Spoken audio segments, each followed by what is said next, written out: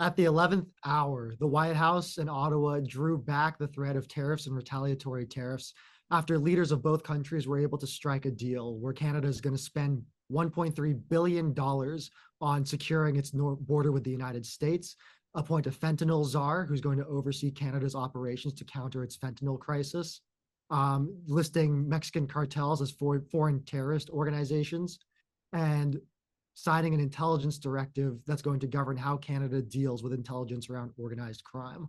This isn't the first time that Trump has gone toe to toe with his North American trading partners. During his first administration, he threatened to tear up the NAFTA. It launched a flurry of renegotiations for the agreement that eventually became the US-Mexico-Canada agreement, the free trade agreement that still to this day governs trade between the three North American trading partners. Now, this does also point to the fact that the Trump administration holds this belief that Canada has been unfair to the United States and taken their partnership for granted. Officials in Ottawa point to the multiple benefits of having trade with the United States and the United States having trade with Canada, shared supply chains for critical minerals, highly integrated industries for energy and automobiles. 36 of the US states have Canada as their top export market.